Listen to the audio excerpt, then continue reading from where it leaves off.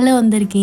So morning లేవగానే అయితే నాకు ఇక్కడ సన్ అండ్ మూన్ రెండు ఎట్ ఏ టైం కనిపించినాయి అనమాట. సో మీకు కూడా చూపిద్దామని అయితే షూట్ చేసిన. అండ్ నెక్స్ట్ ఈరోజు లంచ్ కోసం అయితే నేను టమాటా చారు ప్రిపేర్ చేస్తున్నా.